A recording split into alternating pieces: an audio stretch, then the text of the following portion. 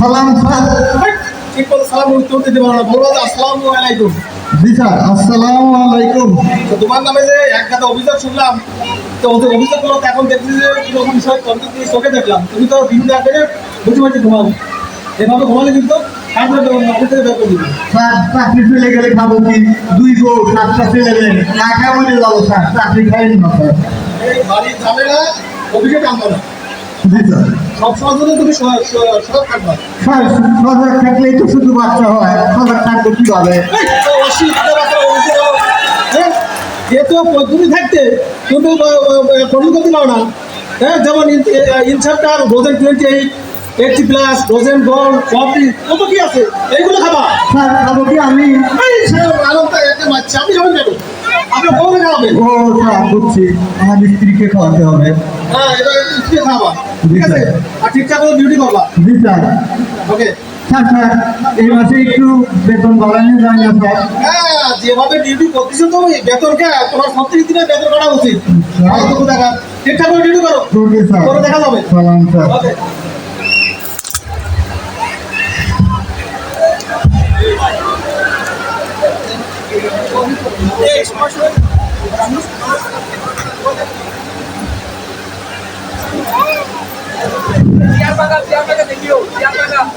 যে কখন আসবে রিপোর্টিং আটটায় দিছি, এখন বাইরে গেল 9টা, এখনো আসে নাই।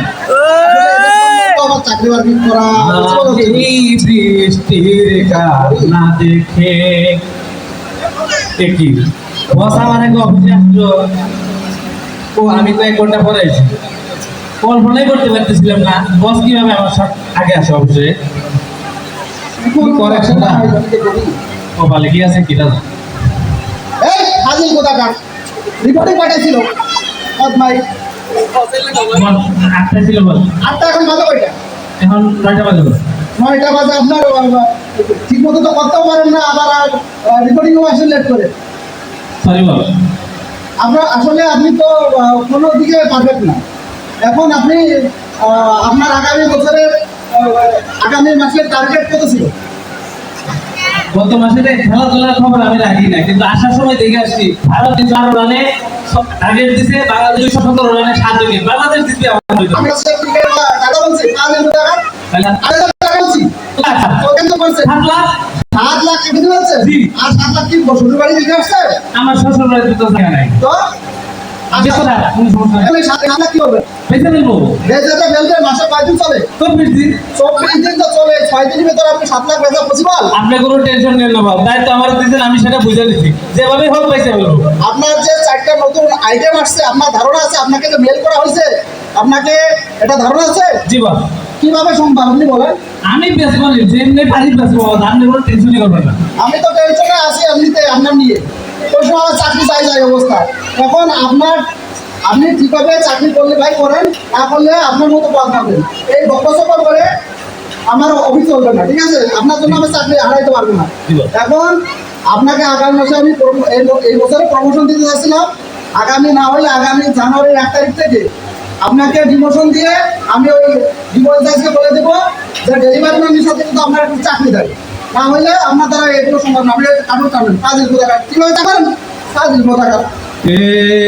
কি হলো কেন হলো কবে হলো জানি না, শুরু হলো শেষ হলো কি যে হলো জানি না তো, কি হলো। চাকরি কি থাকবে না যাবে এত কিছু বুঝতেছি না। বস যে টার্গেট দিল, টার্গেট ফিলাপ আবার যেরকম হোক করতেই হবে। মার্কেটের যে অবস্থা, বেচাকেনি কেউ আল্লাহ জানে। কালীপদ দোকানদার হলো আমার সবচেয়ে আশার ভরসা। কালীপদ দোকানদারের কাছে যাই আমার যেভাবে ওষুধ বেচাই লাগবে।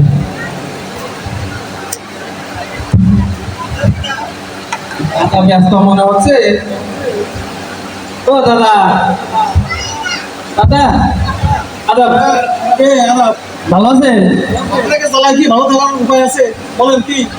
দাদা আমি তো আসলে সাইডে নতুন প্রোডাক্ট নিয়েছি, আমার কোম্পানিতে খুব ভালো চলতেছে, মার্কেটের রানিং প্রোডাক্ট। তো আপনার কাছে আসছি, যদি কিছু ওষুধ রাখতেন তাহলে আমার টার্গেটটা পূরণ হয়ে যেত আর কি।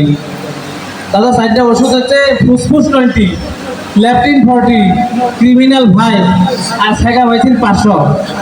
দাদা কি শুনতেছেন? আমার এই ফুসফুস 20টা মনে করেন আপনি গভীর রাতে ঘুমাইতেছেন, আপনার পেটের ভিতরে 1 সিলিন্ডার গ্যাস দৌড়াদৌড়ি বাড়তেছে, আপনার এই সিলিন্ডার ভর্তি গ্যাস বেরোনোর কোনো জায়গা হইতেছে না।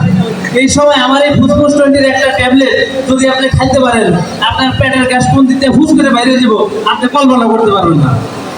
তারপরে আসেন ল্যাপটিন 40, বাড়িতে, অফিসে, বাজারে, দোকানে, যেখানে সেখানে, এখানে ওখানে যেখানেই যান মানে কাপড় নষ্ট করে লাগতেছেন, আপনার পেটের অবস্থা খুব খারাপ। আপনার পেট ঠিক করার জন্য আমার এই ল্যাপটিন 40-র একটা ট্যাবলেট এক খাইলে যথেষ্ট। আমার এই ট্যাবলেট যদি আপনি খাইতে পারেন, 1 মাসের মধ্যে আপনার বাথরুমে যাওয়া লাগবে না। তারপরে আসেন ক্রিমিনাল 5, এটা হচ্ছে একটা ক্রিমির ট্যাবলেট।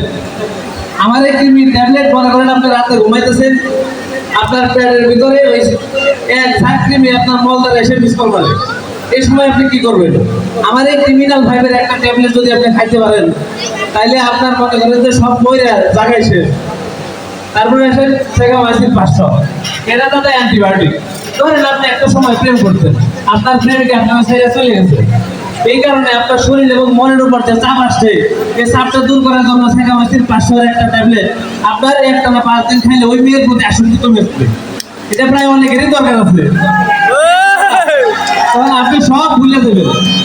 আমার এই ট্যাবলেটগুলো যদি 40 কার্টুন দিয়ে যায়, কদিন পরে দাম বাড়বে, আস্তে করে রেখে দেন, আপনি একাই বেঁচে যাবেন। এই যে প্রোডাক্টের নাম বলে আর বাবার জমিনে প্রোডাক্টের নাম শুনে, তাই এসব প্রোডাক্ট পাই চলবে না। ওই একদিন বেশি রোগী শেষ, আপনি যান, একটা প্রোডাক্ট লাগবে না। ওর থেকে আমরা ওমিডন, প্যান্টোনিক্স এগুলো যারা খায় এরা বারবার এগুলোই খোঁজে। আমার ব্যবসা করতে না গিয়ে এইগুলো বেচতে হবে, তোমার আপনাদের ওষুধে কাজ হবে না। আপনি যান, আসতে পারেন, চলে যান, ওটা হবে না। দাদা রাখেন না কিছু, 10 টাকার দিয়ে দেয়। আপনি যাবেন না, পিছনে বাঁধবো আপনাকে। আমার চাকরি ঠেকাই গেলা, এবার আর চাকরি করার কোনো সুযোগ নাই। কালীপদ দাদা আমার থেকে মুখ ফিরিয়ে নেয়, আমার এবার রসাবরসা হলো হরিপদ। কালীপদ দাদা যা করলো, তো আশা ছিল সেটাও শেষ হয়ে গেল। এ দাদা, দাদা, ও দাদা, দাদা হ্যাঁ, আপনাদের তো খুঁজতেছি। কই এতদিন কোথায় ছিলেন? এদিকে আসেন। ভালো আছেন? হ্যাঁ, আছি ভালোই। আপনার কি অবস্থা তাই বলেন। হ্যাঁ দাদা, আমি তো নতুন 4টা প্রোডাক্ট নিয়েছি আজকে। নতুন 4টা প্রোডাক্ট খুব চলতেছে মার্কেটে। 4টা প্রোডাক্ট আপনার কাছে আমি বেচবো আজকে। কি কি প্রোডাক্ট নাম শুনি তো দেখি কিছু। ফুসফুস 20, ল্যাপটিন 40, ক্রিমিনাল 5 আর সেগামাইসিন 500। আচ্ছা, শোনেন। এই যে আমার দোকানটা দেখতেছেন, জি।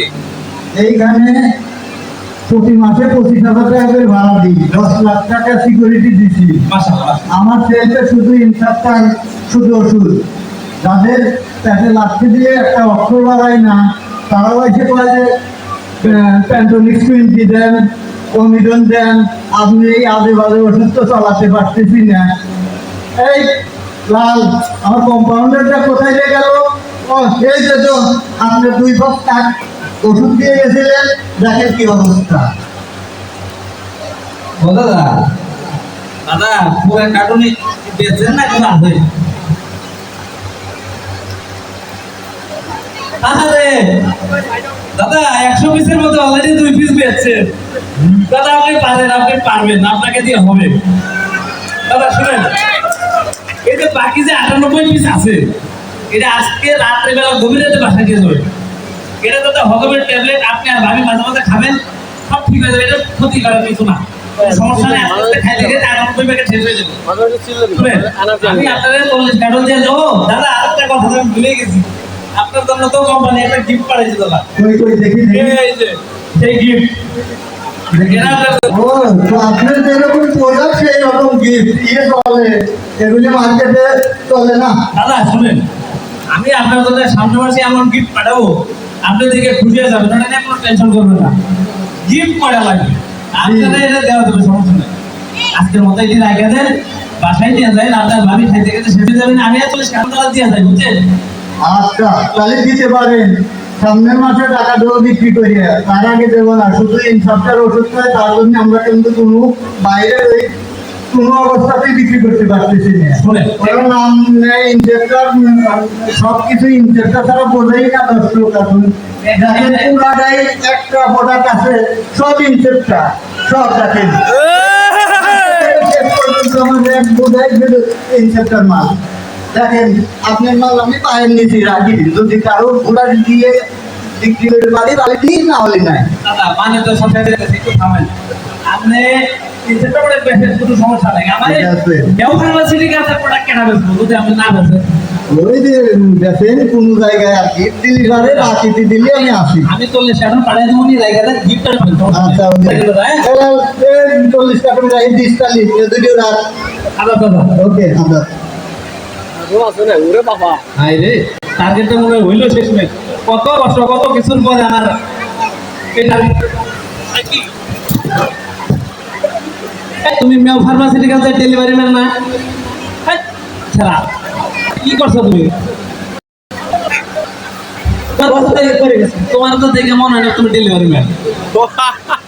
তুমি যা করলে বুঝছো, এমনিতেই মানুষ আমার প্রোডাক্টের দাম দেয় না, তার মধ্যে তোমার যদি এই অবস্থা হয়, তুমি বাণিজ্য শেষ করে ফেলবে। শোনো, এই যে দাঁড়িয়ে রাখছো, খুব সুন্দর দাঁড়িয়ে, খুব সুন্দর লাগছে। তো মুস্কারও নাই কে?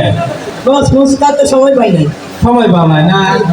শোনো, আমার এই কোম্পানির মানুষ দাম দেয় না, একটু ফিট ফাট হয়ে যায়, দেখতে যাতে সুন্দর লাগে, মানুষ জানি প্রোডাক্ট নেওয়ার প্রতি একটু আকর্ষিত হয়, ওইভাবে আসতে হবে অফিসে, বুঝছো? আর তা যদি না পারো, তোমার টিপুন চার্জের কাছে আমি কমপ্লেন করবো। বস এই কাজ করেন না বস, আমার তো 6টা ছেলে 5টা মেয়ে আছে, তা না খায় আমার বউ, বউ বাচ্চা না খায় আমার মুসার। এই ছাড়া ছাড়া, এ তো তুই বাসার ভিতরে ফুটবল দিন ভুলে বুঝলি, ফাইজলামি করো, বুঝছো?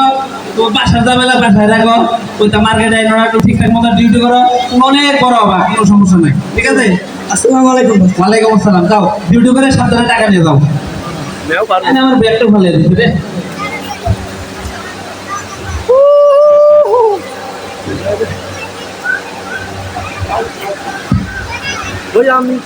দেখি রিপোর্টটা, দেখি সেলসের কি অবস্থা, চাকরি বাকরি যায় যায় অবস্থা আছে, এখন কাজ করতেছে না।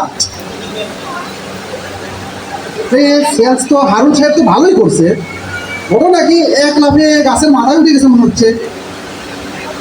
হারুন সাহেবকে ফোন দিই। হারুন সাহেব, আপনি কোথায় আছেন? আমি তো কালীপদ দোকানের সামনে আসছি, এমনি আসেন তো, ঘটনা কি? আপনি সেলস তো টার্গেট তো ফিল আপ করে ফেলছেন। মাশাআল্লাহ মাশাআল্লাহ, আসেন আসেন আসেন। বস আসসালামু আলাইকুম। ওয়ালাইকুম আসসালাম। আরে হারুন সাহেব, আপনাকে তো খুঁজছি আমি। জি বস। তো হঠাৎ করে কিভাবে শুনলাম আপনি যে পারেন, তার একটা প্রমাণ দেখাই দিলেন। আপনি যে চাপ দেন, চাপই হলো আমার এনার্জি। এটা বস আসলে কি, আমি এই কোম্পানিতে গত 5 বছর যাবত চাকরি করতেছি। জি জি আমার দ্বারা আসলে কোম্পানির অনেক ক্ষয়ক্ষতি হয়েছে, জি অনেক কিছু অপচয় হয়েছে, জি।